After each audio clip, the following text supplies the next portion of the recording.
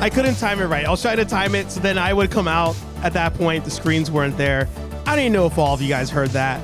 But what's up, nerds? It's me, your buddy pal HeyArcher. Welcome back to HeyArcher Live on this Thursday evening. We are back from the grave. I'm getting my groove back. I'm trying to get my groove back. If you're new here, don't forget to like, comment down below in the chat, subscribe to the channel. You are here on Nerd Affiliated for HeyArcher Live, your weekly nerdy show where we sit back, relax, pour yourselves, if for nothing else, just a little bit of, if I can even get it open.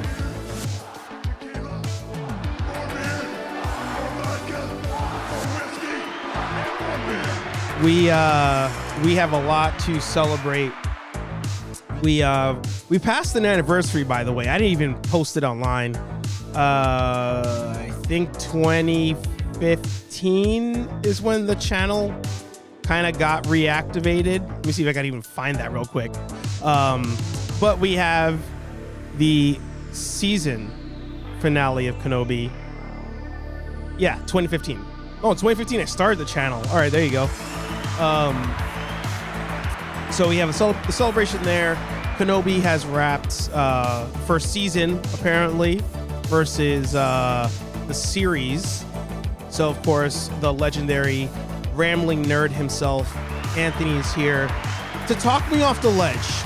Anthony's job tonight, talk me off the ledge as I pour my beverage into this glorious Mandalorian glass.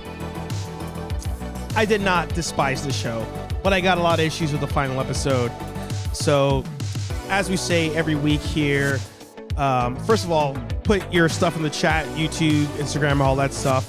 But without further ado, let's bring in the man, the myth, the legend himself. Senor Anthony, can you hear us? I can. Can you hear me? We can hear you. Awesome. And as always, you cannot see me. Did the Kenobi scream come out? Did it actually play?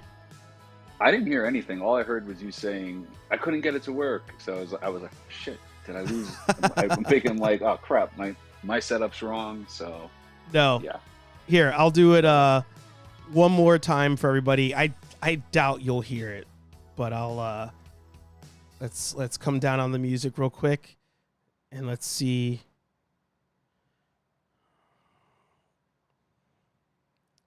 I don't think anybody heard that. I didn't hear anything. Yeah. Bastards. It's freaking... But just so everybody's aware, watch Rebels, watch the episode titled Twin Sons. Somebody screams Kenobi, and that's what I've had in my head. Yes, I heard that. Oh, I failed. I thought everybody heard that when the intro played. It was in the background. So that's what I've had in my head every time Kenobi starts. I have that scream in my head, and I love what's the voice actor's name? Sam Witwer? Whitwer. What? Whitwer. Witwer. That guy. Here. At the Star Wars convention that they just did, where they had all the interviews and stuff. Yeah, him. He put a little different inflection on it, where it was like his first Kenobi was like menacing, like haunting, like like a boogeyman type of thing, which I like too. But yeah, he's great. Let's see. Kenobi! Yeah, that. Oh God! If it had only played when I'll play it at the end again. We'll try to get it. Yeah. It sounded great in my headphones. Well, I mean, those look like very expensive headphones, so I would hope they sound good. Yeah. Yeah, the music was playing, and then before I usually jump in, it played, and then I came in after, but I timed it wrong. But apparently, you guys didn't hear it anyway. But that's all right. That's all right. Well, tech difficulties. That's part of the show anyway, right? Yeah, that's part of the charm. And actually, to Sal's point here, happy birthday to the king himself, Senor Ash there, Bruce Campbell. Groovy. Groovy, baby. Aaron Waller in the house. It's a pizza papa. He's a No, what? you saw Doctor Strange, right? I did. Papa Pizza? Oh, I missed the beginning because I was stuck in traffic. No, no, no. That was like when they were universe hopping, buddy. When Doctor Strange and America are universe hopping and they're in the spoilers, when Doctor they're in the Strange Illuminati. spoilers. Yeah, we're talking about Star Wars at some point. I swear to God. Yeah. When they are in the Illuminati's Earth, Uh-huh. they're walking on the street and she like gets food and he's like, "Did you pay for that?" She's like, "No, it's free." And Bruce Campbell has his cameo and he's Pizza Papa, or yeah, I think that's what was his name. And that's his cameo in the film, and he tries to get food back from him because he's like, "Oh, you stole my food," or whatever. Yeah. He's working a pizza cart. Right. I right. digress. Oh, so I went to either get popcorn or popcorn and use the bathroom at that part. That's what it was. I got you. That's what it was. So you missed. I Okay. rushed in.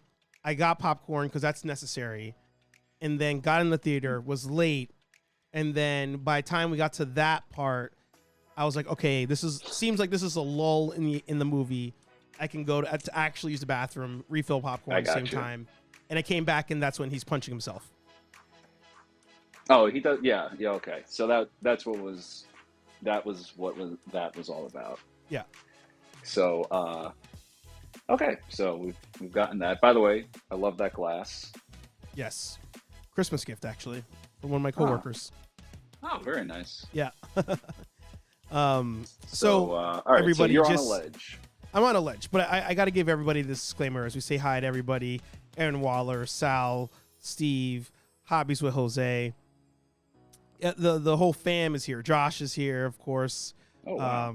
Josh pointing out the live action Darth Maul, not the voice Darth Maul. But also a legend in his own right. Yeah. Actually, so the guy who voiced, so I was saying in the chat, the guy who voiced Darth Maul in the movies Mhm. is I can't think of his real name, of course, but he's the guy in Guardians of the Galaxy who at the end he's like one of the Nova Corps guys. I'm pretty sure it's him anyway. I think he's a Nova Corps guy who like ends up having like a banter with Rocket, and he's like, "I can't believe I'm taking orders from a hamster." I want to say he did the voice of Darth Maul in Phantom Menace. I don't know if Ray Parks ever voiced him. No, he did in the Solo movie. Oh, that was him. Okay. Yeah. As far as I know. I'm trying to find the name real quick. I'm just thinking what was Phantom Menace. Yeah, you're gonna have to be the fact checker today on that. I gotcha. So before we dive into the old Kenobi, I will say that I'll post this up here. Actually, you know what? Let me edit that real quick. So if anybody does not want Kenobi spoilers, I'll have this up when we're talking Kenobi, and then it'll vanish when it's safe to come back in the water. But I feel like everybody here's seen it. I feel like that's the show that everybody was watching in real time. I could be tripping, but that's my thought. Oh,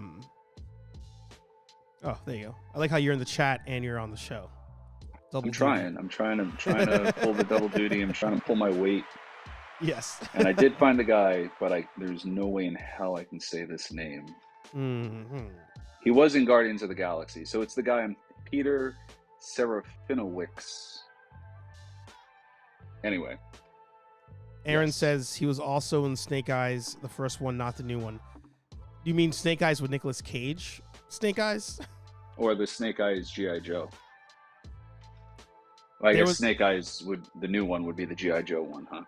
There was no Snake Eyes before the new one. He was in the movies, but there wasn't a Snake Eyes movie, was there? No. I think Ray Park was Snake Eyes in the first G.I. Joe. Really? I think. I could fact check that too. It's time to. Eventually, we're gonna get to Star Wars. I swear. Eventually, yeah. So let's see. Ray Park. Nope, I'm doing that too. IMDb. He was in G.I. Joe. Oh, maybe he was in both because it has both in his credits. Rise of Cobra. That's right. He was in Yeah, Clone he was Wars Snake Eyes. in the final, the second to the last episode. Oh, he did the voice in No, the fight scene between Ahsoka and Maul in the final or second to last episode of Clone Wars, the yeah. fight scene, it was He did the motion capture. Exactly, they motion captured it, so he came in to do that. Yeah, which I thought was really freaking cool. Like, yeah, if you're gonna have Darth Maul do it, you may as well have Darth Maul do it. Mm-hmm. He has a good resume here. Spartacus, Heroes, of course, G.I. Joes, we pointed out. X-Men, Potheads. Wow, first movie was Mortal Kombat Annihilation. What an entryway into the nerd world, huh? Yeah, I saw both of those Mortal Kombat movies in the theater. Oof, that second one, man. That's the first one. I mean, it holds a spot, but it's still like when I see it on HBO now at like 10 a.m., I'm like, oof, boy. Yeah. How far are we falling? But talk about a decent ass resume here. I mean, movie sucks, but Mortal Kombat, then Star Wars, and then you could do X-Men, Ballistics X vs. Ever, shitty ass movie, but still for the time, that was like peak Lucy Liu, right? Antonio Banderas, I want to say. Mm-hmm. And then you go into all these other movies. I mean, Ray Park not doing bad for himself.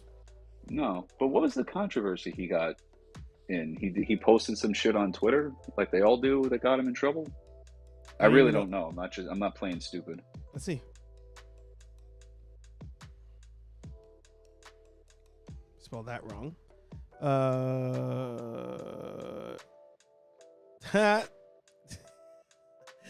I'm gonna that's definitely gonna get me pulled. But he definitely posted something online with his wife that he probably didn't want posted online. Oh boy. Yeah. His Instagram got hacked, as they say. Uh-oh. So there goes that. Well, it was a nice stream while it lasted. It was a nice YouTube channel while it lasted. Sal says he actually liked Ballistics. That's hilarious. Saw it in theaters too. Oof. Yeah. And Dwight, yeah, first Mortal Kombat. To say it's underrated is not proper phrasing, but I don't think it gets enough credit for what it did when it did. That's right, he was Toad in X-Men. Yeah, I don't think Mortal Kombat gets enough credit. Cool. Making sure I didn't miss anything. We are good there. All right, so we are gonna dive into the Kenobi spoilers for anybody. Yes. Once again, if you don't want to be spoiled, I will get rid of this. But in the meantime, this will be up. We're talking, to be specific here, we will talk the whole show, but there will be spoilers about the season finale, of course. The only episode I didn't like. Yeah, and I get it. Giving myself cheers for that. Oh, I mean, because I didn't bitch the entire show until the end. Yeah, but I mean, I guess you didn't have a reason till the end. I argue you don't really have a reason to at the end, but we'll get into that. So what were you? Overall, give the overall thoughts of the whole series. Yeah, I mean, yeah, I would have liked to see a little bit more. Like we've talked in other shows about like things I hoped I would see, like cool like Force visions type of thing, where like for their final fight, he's not seeing Anakin. He's not seeing the Vader armor. He's seeing Anakin. Yeah, stuff like that. It's I can't think of the proper phrase. It's way above and beyond Book of Boba Fett. Yes. Like I was gonna say I'll just hang up if you're gonna try to say it's beneath Book of Boba Fett. Yes. It delivered on something that the sequels never did, which is they treated the original trilogy, and I guess really the original 6, we should say, movie characters with respect.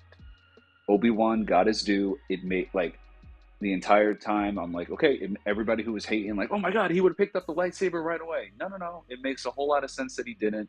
Yeah, we've talked about that too. it was great. I think the show was great. It wasn't perfect. I would have loved it if they sent Leia on her way a whole lot sooner because I haven't rewatched the series, but I know she heard him referred to as Obi-Wan Kenobi, yeah? Ooh. Because I want to say that she did, because how could she not? Because, like, even if they were whispering, like, come on, the kid, she has ears and kids hear everything. Josh, you can back me up on that. Reva would have been the one that maybe she would have heard Reva calling out Obi-Wan. But she was in the ship at that point, too. Well, she was in the ship, but I mean, like, I feel like when she tried saying that Kenobi was dead, she probably would have said Obi-Wan is dead or something like that. But in any case, she heard Kenobi, that, like. But I think that's also a mood point because him making her promise at the end kind of just solidifies that. Like she's. Well, yeah, but what I'm saying is it screws up in A New Hope. It's like, why would she refer it when she's recording for R2? At what point what's still the point of being like, hey, you served my father. You don't know me, but you served my father in the Clone Wars. We totally didn't have a whole week-long adventure where people were trying to kill me for you. So could you come help my dad out? Like, little things like that. To me, it's little things. Like, I think your big thing, correct me if I'm wrong, is Reva. In the final episode? Yes. She's like 75% of it. Okay. But so overall, I loved it. Yeah. And it could have been tweaks here and there, sure. Like I think Sal said, and I second it, that final fight should have been longer, a little bit brighter. Why is everything so friggin' dark these days? It's cheaper. And, well, yeah, but come on. My eyesight's not what it was. And the final fight should not have cut between the Lars homestead and the fight. It should have just been a solid fight, and yeah. But no, overall, I'm gonna rewatch this thing probably in one sitting in the very near future. Yeah, I do want to point out. That my biggest issue with the final episode is Reva, but she's not my issue with the show at all. So I feel like I feel like anytime anybody wants to comment negatively on her, I think it's important to point out you're not mad at her as like the actress and all that stuff, because that shit the last couple weeks was crazy. But no issue I had with her. Because I do echo your concern or your issue with her in the finale, but same way Kelly Marie Tran, I don't hate the actress. Right. I hate what they did with her. Yes. Anyway. So it's a Disney problem. Like I think what the show did well, and then they went too far, was they took ideas from the sequel trilogy, and they're like, we're going to take those ideas, retry it, and Kenobi himself was the one that I liked the most. Like, they retried the old man Luke thing, but it made more sense with Kenobi. Like, we talked about that on the podcast. So I was fine with that. But then in this final episode, I was like, they grabbed too much stuff. Like, the whole floating rocks thing. I was like, that's straight up Rey at the end of Last Jedi.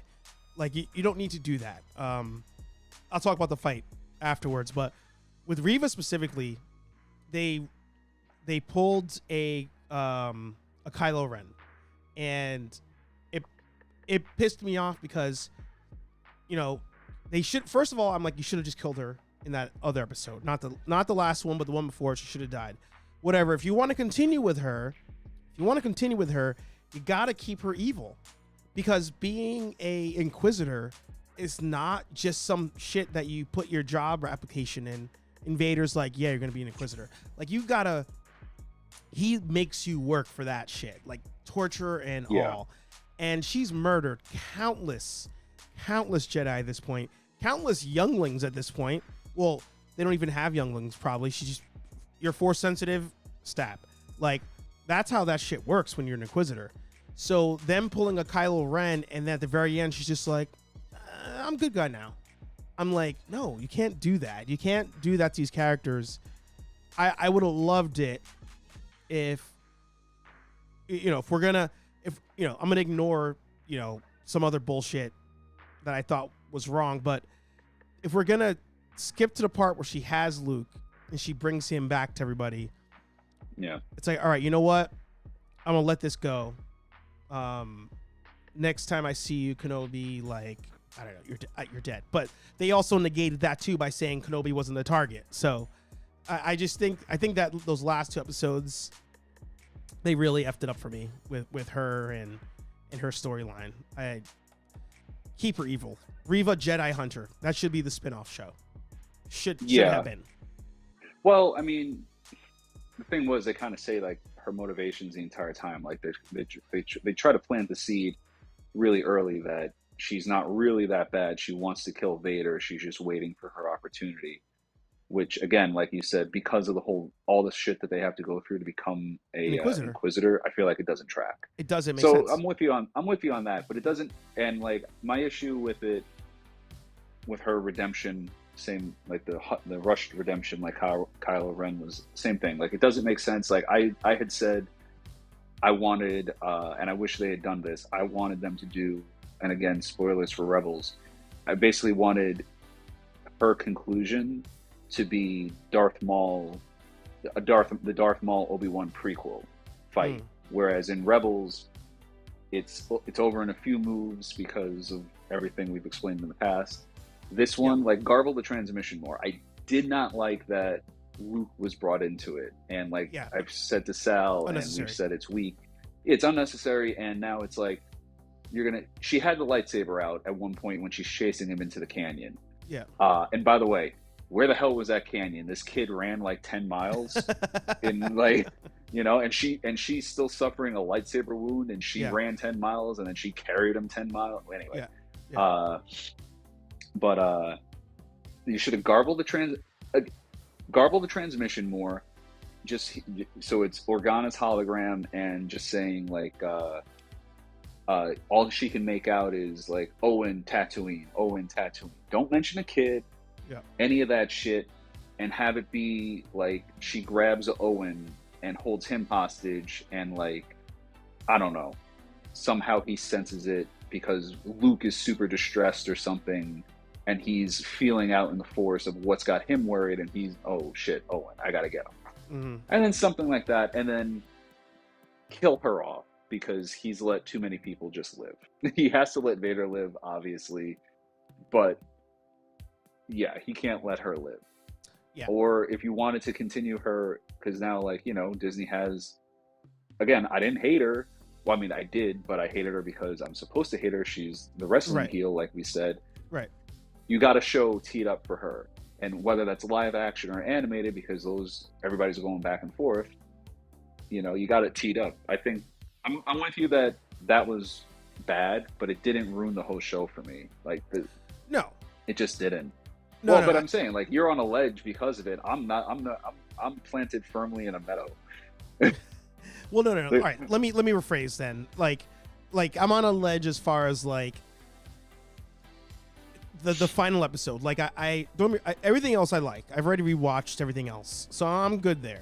But like there's a lot of people online who are like, this was the greatest episode of the season.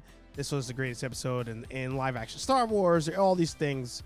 And Josh, I'll get to your comment in a second, but I'm like, I feel like it was the worst episode of the season. I'm like, I don't, there was no emotional moments for me in the show. Yes, in that specific show, the one episode. I had more emotion watching the speeder dude die at the end of episode 5 than I did anything that happened in this episode. Star Wars Theory crying on screen. I'm like, what scene caused that emotion outside of we finally got to see things that were like, oh, it's cool to see blank, that we knew they were teeing up anyway. So my ledge is really like, is this the worst episode of the season? A lot of people say it's the best episode, and I'm so far, because to your point, the Reva stuff cutting in between the fights, it kept pulling me out of the fights. It just kept, every time I was kind of getting into it, because I had beefs with the fight, but every time I was kind of getting into it, they would show her doing her bullshit, and it just kept pulling me out. I mean, I'd go with you and say it's not the strongest episode of the season, but it's still I would still say if I'm not, I mean, I don't think I haven't really thought about an 8 out of 10 rating, but I guess maybe I would say 8 out of 10, and that's because of the fight, like the fight with him and Vader, obviously. The Reva stuff is what, if they just did it any other way or didn't do it at all, the episode is probably a 9 or a 10 out of 10 for me. Yeah, oh yeah, for sure. And so I mean, I agree with you, but and your thing is valid, but I don't know that you need to be on a ledge over it. Yeah. I mean, and that's like the worst way to talk somebody down. Like, dude, your concerns are not valid, so stop being an idiot and come on inside. No. But in this case, I think it's fair. Like, it's fair. It's a fair critique for somebody to say that, because she's such a small part of the episode. Yeah, and like I said, like, I'm with you. She should have not. She should just have not been in the episode. Yeah. You know, and everybody's saying, "Oh, they're trying to say she faked that." Like, I didn't think they killed her. I didn't think she was going to die. They wounded her, which is stupid on their part. They wounded her and taunted her, and now they've just left an enemy out there. Yeah. Like, and granted, Vader's that friggin' conceited to where obviously he's like, nothing can touch me.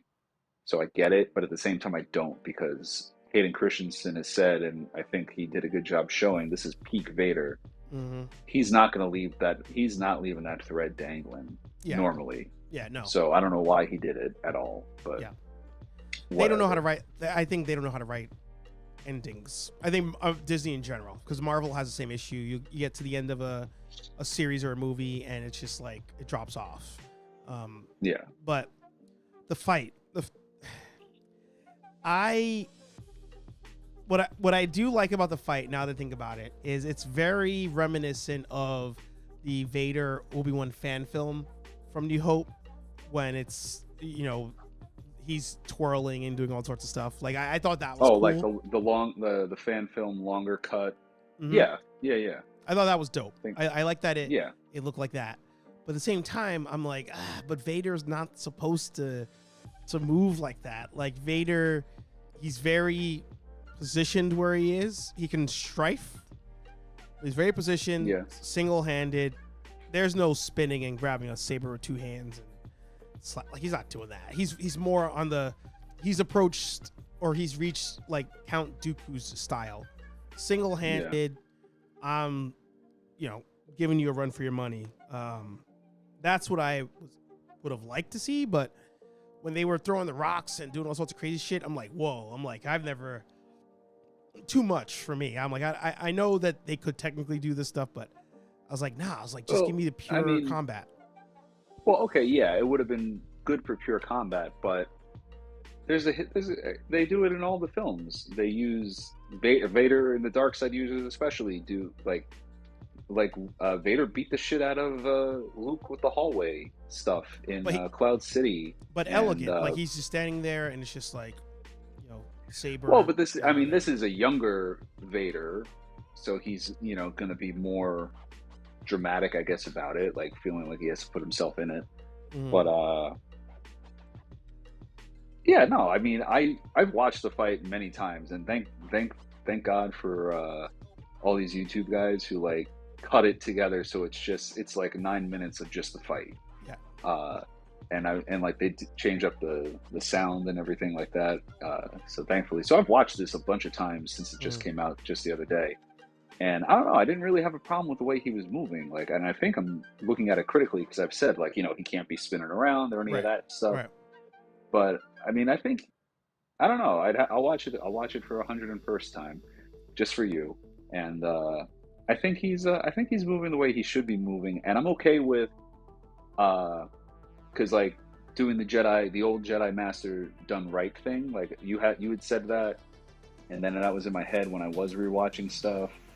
I thought like it made sense because like, so Obi-Wan, right? Like I did think, okay, an issue I had with the series overall, some sort of time jump needed to happen. I don't buy that. I know he was a Jedi for all those years. I don't know. I feel like some more time needed to pass before he's at the level again where we see him in the final season finale. Mm-hmm. Sorry, I was about to say the series finale. So that's that. But like, in the same way that Luke closed himself off, obviously my interpretation, in the same way that Luke closed himself off to Force all those years, and then he let it all like flood back into him to do his Force projection gimmick. I feel like a similar sort of thing was happening with Obi-Wan, and like because some people have been saying he was way too overpowered in the fight. Do you think that Obi-Wan at all? Yeah. I was able to ignore that. Okay, yeah. So like it worked for me because like once he finally gets over that last mental block, like, thinking about Leia and Luke it's like, okay, now this is Obi-Wan Kenobi again.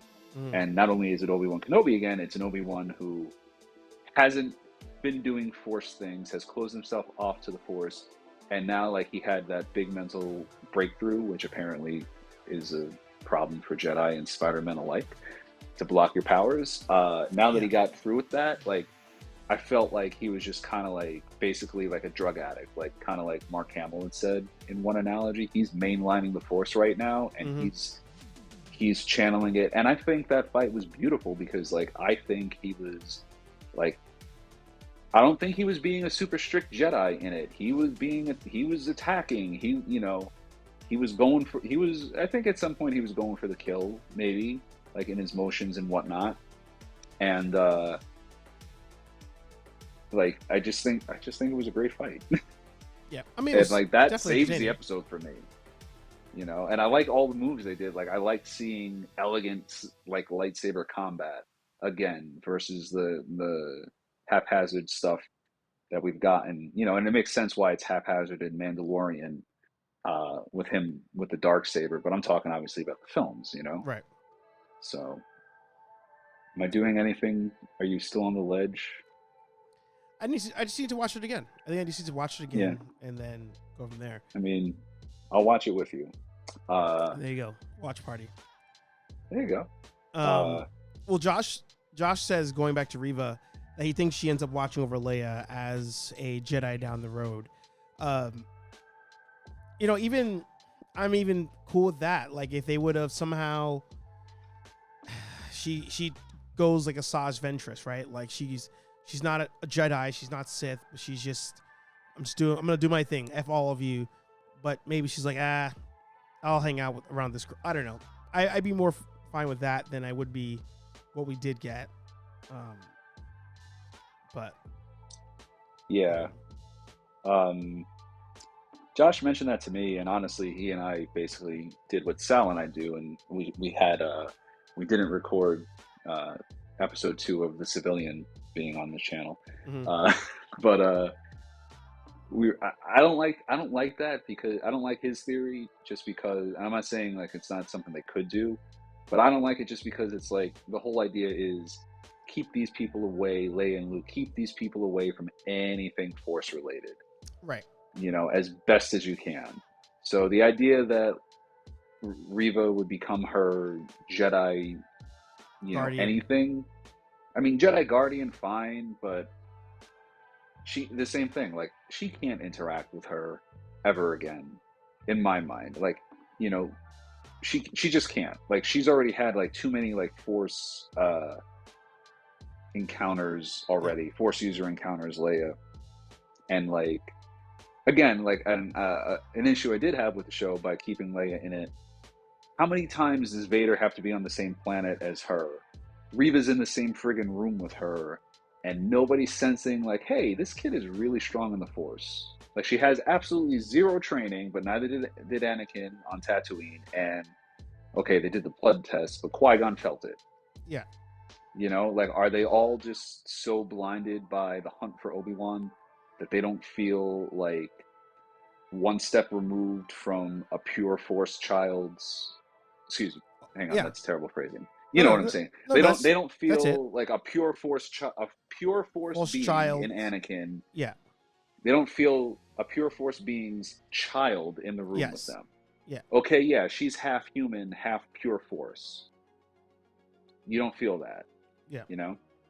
So that was like an ask too far by keeping her in it. Again, I liked her being in it. I think that's the only reason he leaves Tatooine. And again, we were off Tatooine, so I was so happy the entire time. Mm-hmm.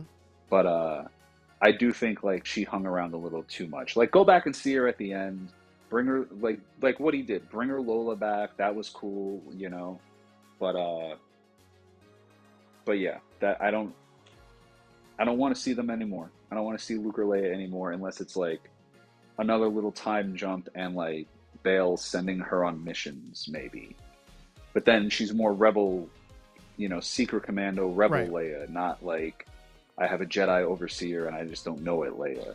You know, especially because it's somebody who kidnapped me. So she's going to be like, even if she believes she turned, she's going to be like, all right, go do some of your friggin' your force shit and help us out here, would you please? You know? Mm-hmm.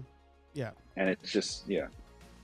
No, I think So, I would be down for that, but I agree. I think Luke gone. Like just do Adventures of Luke Skywalker in between New Hope and Empire. Translate comic books into TV shows or movies. Do all that stuff, but he needs to. I mean, that was one of the major issues I had in my review. Him being exposed to Reva, and you hinted at it when you said he you know, she ran with a lightsaber out.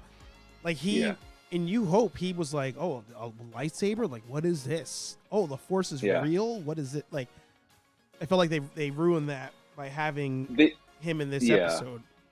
So from now on, just don't have him in whatsoever. Yeah. So I'm sorry, I didn't finish my thought on that one. Go figure. When I was saying you've rambled into so many webs here. I'm sorry. Yeah. It's a weak, and Sal said it's weak, and I agree it is weak, but it's the best we're gonna get. He fell down the friggin' cliff, hit his head, somehow didn't snap his fucking neck, and hit his head. Him hitting his head and being unconscious, if they ever do address it, they're gonna be like, oh, well, he's a kid, he hit his head. They were just like, no, honey, it was a Tusken Raider. A red light, what?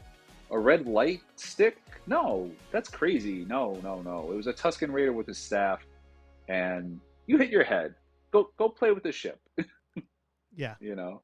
Yeah. I mean, it's weak. It's definitely weak. I'm not saying it's not, but that is what it is. And I do want to reference a comment that Aaron Waller made, or question. And by the way, shout out Aaron Waller, did the live streams every week. After this show at 9:30, he's doing his live stream of Miss Marvel. He was bothered by Luke meeting Obi-Wan Kenobi because he was like, oh, isn't he not supposed to know him? But he is. Like when he sees him in New Hope, he's familiar with Ben, and that's when he's like, you know, the message says something about Obi-Wan Kenobi. Do you know him? Like, are you related? So they're definitely friends, or acquaintances at worst. Like I think if Sal, if you're in the chat, stop me if I'm butchering this, but I think Sal was saying he wanted Kenobi's relation to Luke to be like kind of like Kenobi is the quote unquote crazy town drunk, right? And everybody just knows about him. Yeah. Like, and Owen even calls him that crazy wizard. Yeah. So you know, and I mean, like in the old expanded universe of comics, I think Obi-Wan does have adventures on Tatooine without the lightsaber. I think, where he stands up against and at some point for Tuskens, right? Or maybe it's just against the Tuskens. So that's where I got that whole thing about I don't want him using a lightsaber at all, because in those comic books or books or whatever they were, like he uses the lightsaber 0 times until New Hope happens. That's at least what they say in the books. But that stuff isn't, you know, it's not canon anymore, so I guess it is what it is. But I was really hoping for, you know, Ben or Obi-Wan uses the blaster. You know, he uses his hands maybe. Always tempted to use a lightsaber, and then finally, it's like Finn. I steal that from freaking The Force Awakens, right? Like Finn looks at a lightsaber and picks it up, and finally he's like, even though he's used it before, this is that time where it's just like, he lights it like with confidence. Like I really wanted that with Vader when they met. It'd be like just, but you needed them to fight twice. Like there was no way around it. Yeah, there wasn't, and I agree with you. I was happy with how long they waited for him to light it up. Uh, I think I was one of the only people, aside from Sal, who was happy about that. Yeah. I almost wish, like he had just like kept running and tried using the blaster against Vader in the first fight, and I almost kind of wish like obviously you would have to rework that whole thing, but I almost wish Vader would have like force put the lightsaber in Kenobi's hand and turned it on and like kind of had him fighting with it, to kind of be like, like, come on, face me, fight me, like type of thing. Yeah. But yeah. And okay, so going back to the fight, that was really good. And how good was it when he but are we wrapping soon, by the way? It's been a while. Yeah, I 10 just minutes. noticed the time. Oh, okay. I'm just making sure I wasn't like stepping on your outro. Uh when he smartly uses the hilt to smash the control console on That was Vader's cool. that was cool. It's like, oh, okay, yeah, wow, because nobody but him could get in that close to do it. Like Mm-hmm. now, like again, we're just saying, okay, fuck it, he's back to being Obi-Wan, and he's probably got like a force jolt running through him. That was cool. Hayden Christensen's, like, the only time we see him as Vader, like that little bit that we saw, like that was some pretty good like acting through the one crack of the helmet. And again, I've watched it a bunch of times. I'm fairly certain that when he talks about killing Vader, when he talks about killing Anakin, he gets like a sick smile, like on the side of his mouth that we can see. Yeah. So like stuff like that, I thought was really cool, and kind of like the edits we saw earlier today in our chat about like when Vader and Ahsoka see each other, and he has a crack in the helmet, his eye is blue was an edit, and then it goes back to Sith red. Kind of same thing. Like I like how they played up more like Obi-Wan's lightsaber reflecting off him, and it was almost as if Anakin was talking again, and then Vader's saber becomes more dominant, the reflected light, and it's Vader talking, and Vader's proud, and this actually does solve the if anybody had a question about, well, why wouldn't Obi-Wan is totally lying to him, and he's like, well, no, based on this, even I would say, oh, okay, yeah, Anakin's dead, this Darth Vader guy killed him, type of thing. No, I didn't like that at No? all. I like the symbolism. Sorry, I'm exhausted. Too I much like of that this- bourbon? Yeah, not even. I like the see, damn it.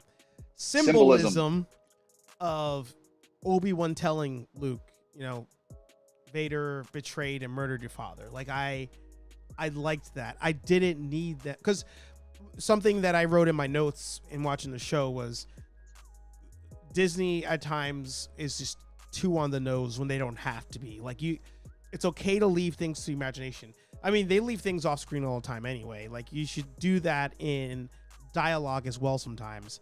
And I don't think you needed you didn't kill Anakin, I did. Like I didn't need that part. Like it's understood, it's established. That's a special moment when it's set in New Hope because of what happens in Empire. Like it, and especially that moment in Empire or Return of the Jedi when he's like, "You didn't tell me, that he was my dad." Like I think that loses some oomph because now Obi-Wan's telling Luke that because that's what his dad said, not because that's how he interpreted it. Loses its allure. I mean, to me, it doesn't, because it's like maybe Obi-Wan was holding out hope this whole time that Anakin was still in there, and then like after that conversation, like now he really realizes that he's gone, because like No, there was no. But here's the thing: there was no. Not to be argumentative, there was no hope because he had that moment in Revenge of the Sith. Well, then you are lost. Like you already had that. Leave those special moments. But finding out he's still alive, like through him, Obi-Wan through we saw. Yeah. And let's argue. There's nothing wrong with a good argument. Yeah. Finding out Obi-Wan is still alive. Obi-Wan is still alive. Finding out Vader is still alive throws him right back in, like, a a fucked up, an even more fucked up mental state because he's not in a good place, obviously, right, well, throughout the whole show. Right. But like, he has this fight. He thinks that, you know, he has this whole fight. He's going against him, and then like, go figure. I put my foot in my mouth.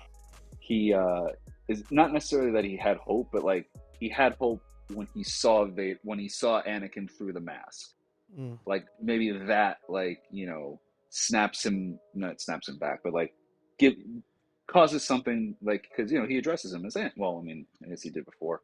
He addresses him as Anakin, and like he's hoping that, like, you know, something different can happen this time. And then when it doesn't, and when, like, you know, he listens to what he says, and again, I think there was a smile, like the joy on his face of saying, like, I killed Anakin Skywalker, not you. Then he just was like, this is it. It's like, you know, maybe he thinks like it's disassociate. He has like a Mark Spector thing going on, like a dissociative identity.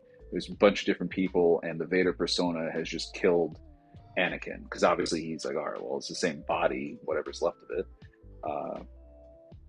But yeah, I would have preferred. So I don't know. I mean, I don't think it cheapens it.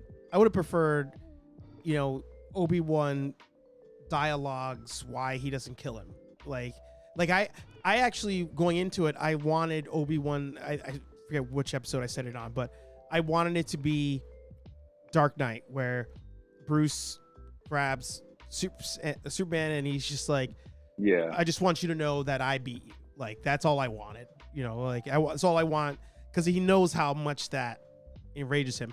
I wanted, I mean, we all knew Obi-Wan would win, but I wanted him to say something like, you know, I won't be the one to strike you down, or hell, I would even take a, I know there's good in you moment. Say that, and then have that happen again by somebody else who didn't even know you said it. Like, I would take that versus just like, he's there breathing, and then Obi-Wan's like, and see you later.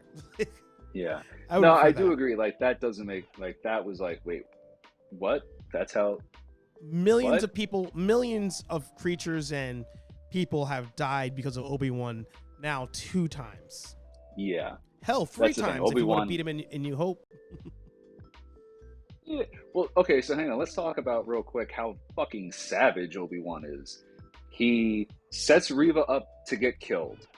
Because don't tell me that he had any thought in his head that she was going to actually be able to kill Vader. No. So he sets her up to die, cold-blooded. He just pisses off Vader, as we've just explained, and leaves him for years to fester. To fight on the Death Star, again, cold-blooded, he sets him up to, quote-unquote, kill him in front of his son, knowing that his son, who's quickly bonded to him and all this Force Jedi crap, will hate Vader for it. And that's actually dangerous, the way Obi-Wan did it, if you're really thinking about it, because Luke has no training. He's a kid off a farm. You killed my Obi-Wan. I don't know if you want to call him like a grandpa or an uncle figure. You killed this guy who I had a really intense relationship with. I hate you. I'm going to kill you. So he's cold-blooded. Maybe he's just really a bad teacher, because he does all this shit, and doing that to Luke. And like, now that I've been thinking about it, he totally set this kid up on the path to the dark side too. Like, at least with Anakin, it was like subtle manipulations and this and that. But if you look at it, I mean, I think the way I kind of like haphazardly just explained it, he totally set this kid up to become a Sith, and it's a miracle that he didn't. I actually thought of an example, and this is the only reason I will disagree. Okay. I was thinking of somebody like my mother, right? My mother, super religious, for lack of a better phrase. She's very much a believer of whatever God's will happens, right? And you can always debate that and argue that, but Obi-Wan's very much that. Like, Obi-Wan's very much like, for some odd reason, he's like, I am never going to be the catalyst for something happening. What is going to happen is already deemed by the Force. And you would assume by the time he's old man Ben in the show, well, he's not even old man Ben yet, but you would assume by the time he's in this show, he's like, I need to sometimes take things into my own hands, right? But he's really not. He's never been one to like execute somebody or kill somebody or do anything. I mean, except for Maul. Like, but I think with Maul, he knew like it's him or me at this moment. But yeah, but with Vader, it was like, hey, like I could end this now, but I'm not going to, and I also know that you can't end me. So I'm gonna let the Force, and I believe there's still good in you, and that's why I'm not gonna stop this. And that's why he doesn't stop Vader on the Death Star. That's why he doesn't throw Vader or Anakin into the lava in Revenge of the Sith, because whatever is the will of the Force, the will of the Force. He's just crazy. I guess he's a radical. He's a radical Force person. He's a radical religious guy. He is. I mean, they all are. They all are. But you think? What do you? I guess quick question before we wrap. Season 2, do you want Obi-Wan to have a brother show up? I was going to ask you, not about a brother, but I was going to say, what do you want in season 2? No. Like, that was like, same thing, like, kind of like a criticism of the prequels was like, oh, you're showing, like, and your buddy Kevin Smith made the joke, and I'll probably butcher it here, but he's like, oh yeah, did you like Darth Vader and everything in the original movies? Yeah. All right, cool. Well, we're gonna show him as like a 5-year-old boy. Oh, did you like this and this from the originals, like Chewie? Yeah. Okay, we're gonna show him as a little Sasquatch. I don't need that again. I don't need anything like bringing him back. I don't want to see Ben like becoming a brother to anybody else. Leave it as a vague memory, because it is still true that he's still there to protect Luke, and he, except for maybe they do like a 2 or a 3-year time jump, and now he's off Tatooine for a little bit. He should be off in the distance watching over Luke. So yeah, I mean, that was a very cool like little moment on the transport when he's talking to Leia. Like to see him like think about that. But yeah, no, I don't need it. I don't need. The only family I wanted Obi-Wan to have was granddaughter Rey, and they took that from us. Yeah. So. Season 2, I want very little Obi-Wan, actually. I'd like to see, maybe he's involved from time to time, but give me some Quinlan Vos smuggling Jedi on the Underground Railroad.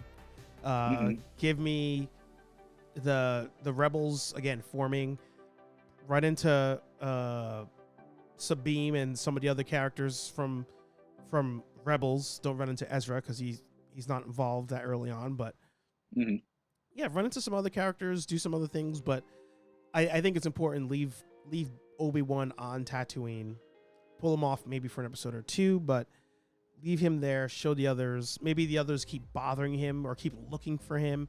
They show up to Tatooine and they get into adventures, and but I do want less Obi-Wan into season 2, maybe more Vader. But well, so it sounds like you don't necessarily want Obi-Wan season 2. You want I really don't. All those other shows with Obi-Wan guest starring. Yeah. Which I'm okay with too. Yeah, let sleeping dogs lie, and Disney just never does that. And I'm just like, on this one, just let it go. Just let it go. Yeah. Qui-Gon at the end too pissed me off. I didn't need. Oh shit! I forgot about that. Yeah. Okay. So he pisses you off, but because you said he doesn't finish the training. He didn't finish training. Yeah.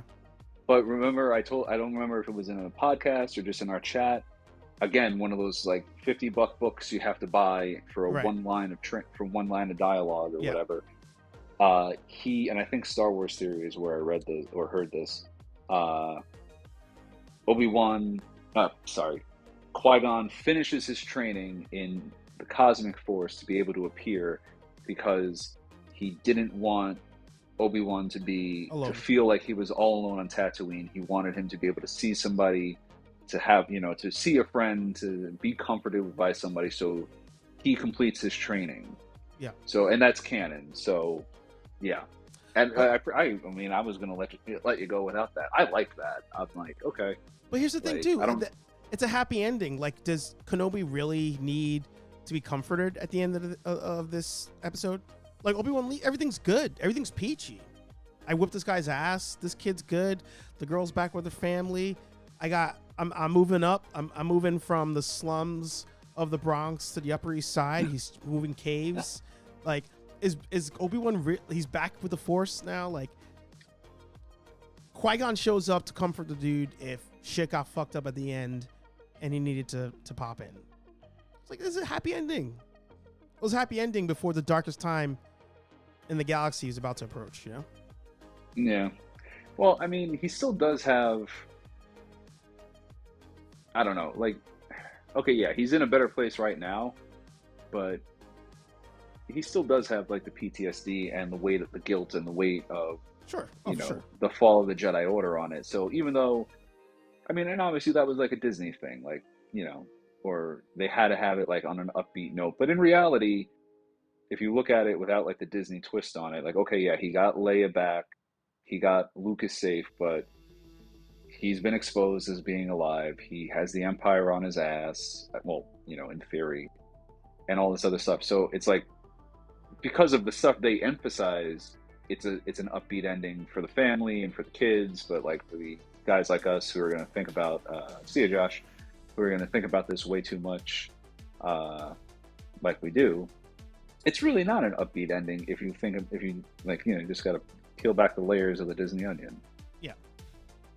So that's my take. Or maybe I just need to see a shrink. Who the hell knows? No, nothing. Did you lose? Okay.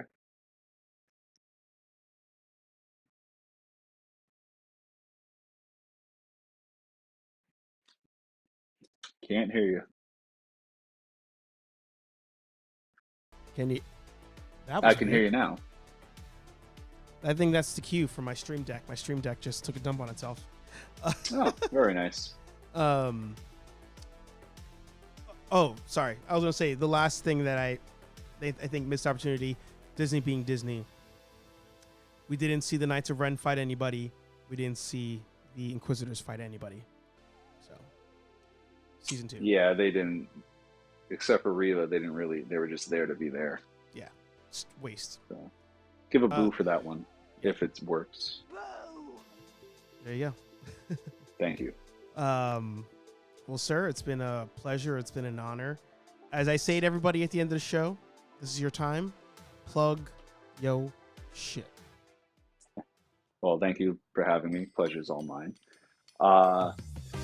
Rambling with Anthony, Snaps with Sal, HeyArchers, Toy Hunts. We got a lot of stuff. We got merch. Thursdays, 8:15ish. Be here as long as the vid doesn't get one of us again.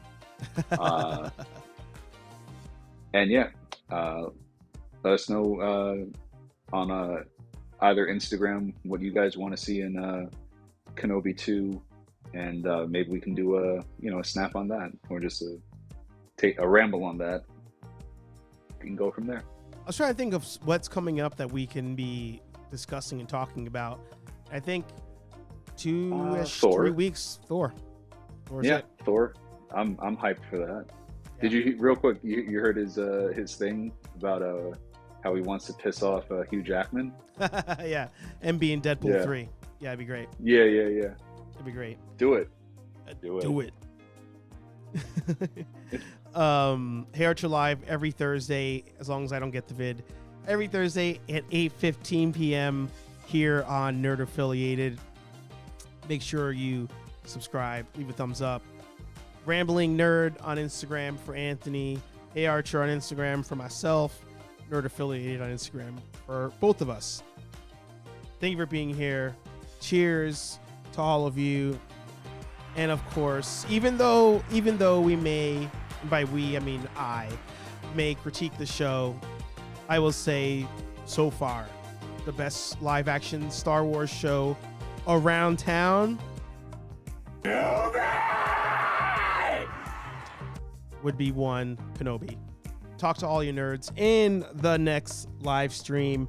Again, I can't find my buttons because things keep moving around. So you know what I'm gonna do? I'm gonna groove like this for a bit, so I could find where that button would be. I can't find it at all. So we're gonna keep on grooving. I'm sure that's a metaphor for something in life. Talk to you nerds in the next one.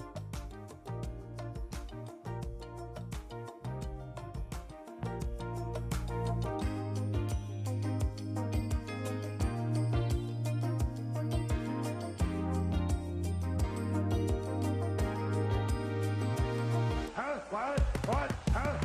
More specifically, vodka, whiskey, beer, tequila, more beer, more vodka, more whiskey, and more beer.